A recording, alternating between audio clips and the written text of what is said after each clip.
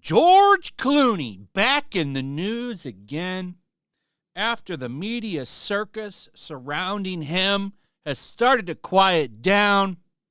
He has popped his head back out of his hole that he was living in and decided to play it safe and try to win back some support, because if you remember last summer, and let me go over the timeline for you. This dropped after the debate between Trump and Biden, and that went very, very bad for Joe. It was so bad they kicked him out, and they put Harris into the position of nominee. Now, this is what actually kind of kicked things off, and it's wild to me that a Hollywood actor has this kind of power, especially when they're so irrelevant. I mean, if they were relevant, you would have seen Harris win by a landslide because they all came out for her. But this dropped July 10th, 2024. It was an op-ed by George Clooney. I love Joe Biden, but we need a new nominee. And shortly after this dropped, he stepped down, and then, of course, Kamala got the spot as Democratic nominee, even though nobody nominated her. Nobody voted for her. But hey, they love democracy. So he stuck his head in the ring and got cut for it pretty bad when he was used as a scapegoat for her getting defeated.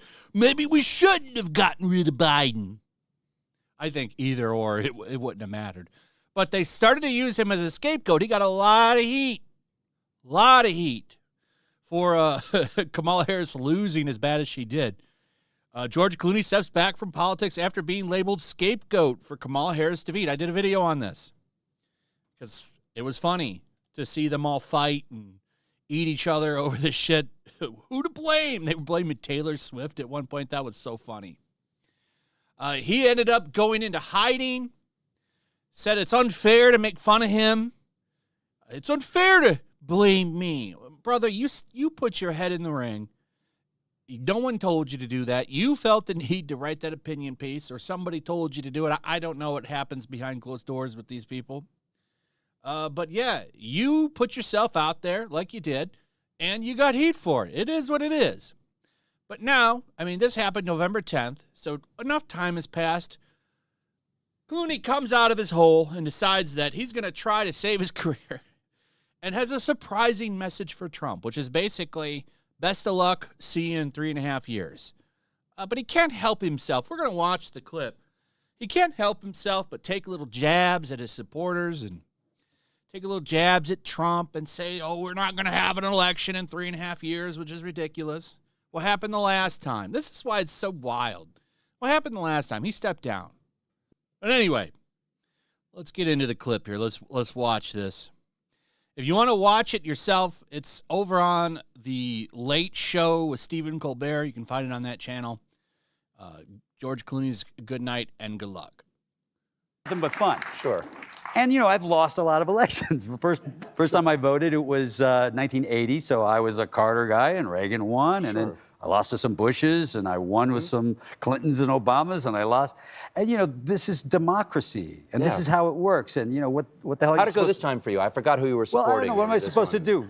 Storm the Capitol? It's like... Now, there's his little jab. You knew something was going to happen. Like saying, I feel like when these people do this, they're trying to say like, this is, because they all paint MAGA with a broad brush. That's pretty much the way the media has acted about this since he got elected in 2016. But anyway. It didn't work out. That's what happens. There you go. Next time. It's part of democracy. And we'll get, and there's the people who agree and people who disagree, and most of us still like each other. We're all going to get through it and get through. That's not true. There's barely any openly conservative people in Hollywood. And that's, when he says most of us like each other and we get along, I can't help but think about any of his colleagues in Hollywood that have a different mindset that he does. Now, I'm not saying that George Clooney is out there canceling people and going after them, but everybody else, it's a very radical industry when it comes to groupthink. I'm not saying that he does it. For all accounts, he actually seems like a nice guy. Whether or not he really is or not, I don't know. But come on, man. That's not how it is. You have the right way of thinking, and you can be charming, and that's why you're okay. But don't sit there and tell me everybody gets along, especially in your industry. Come on, dude. Anyway. And then, I have a son who plays in chess tournaments, loves chess. He's 7 years old, playing a lot of older kids, and he's not winning all the time, as you can imagine. And he gets upset, and I said, listen, you shake the guy's hand, you say, good game, I'll get you next time. And that's kind of how, got to live by those rules, which is all right, okay, good for you, go. I hope you do well because our country needs it. And then we'll meet you in 3.5 years and see where we go next. I think that is a nice, fair statement to say. Best of luck, do well, and we'll see you in 3.5 years. But the only reason that he's even doing this right now is because of how badly he got burned from Harris.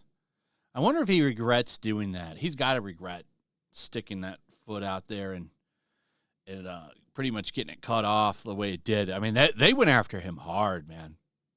But anyway. That's part of the thing. Now, see, What? The reason he did that is because he's knocking on wood that there'll be another election. This one's never going to change. Colbert will never change. He is a POS through and through. Another. Let's not get out over our skis, George. Well, I don't. You play by the rules, but both sides have to believe that there should be rules. That's what I would say. See what he's saying? You see what he's saying there? These are play by the rules. This is one of the dudes. Colbert was one of the guys like championing people losing their jobs and shit because they didn't want to get a jab. Let's be real. The dude was on the front lines for that shit. Why don't you play by the rules, Colbert? For the most part, I like Clooney's little olive branch. We'll see how he acts in a couple of months. We got a long way to go. We just started. We're only a month or so into Trump's term.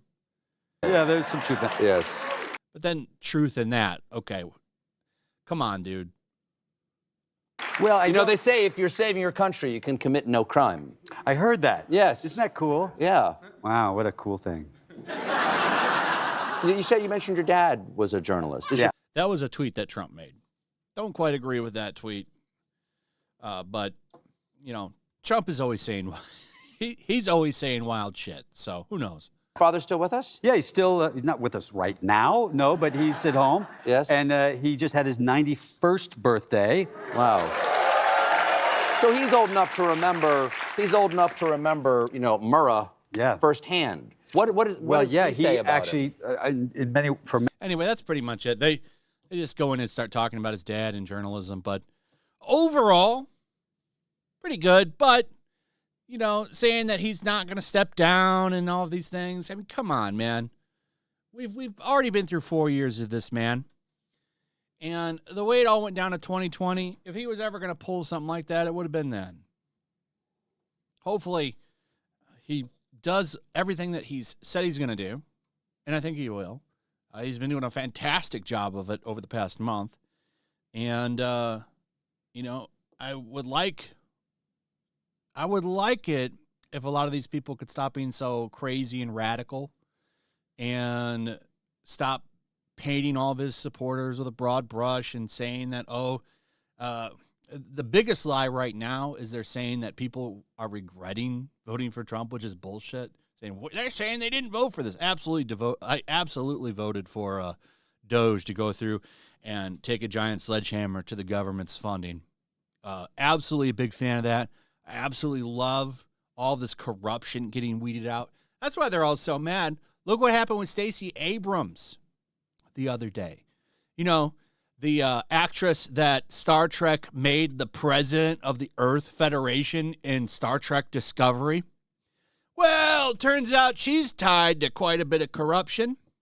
I'm going to ask you to go look into that for yourself because it's quite an interesting story. But yeah, all these people that are the loudest seem to be having things to hide. That's what I've noticed. They kind of have some things that they want hidden.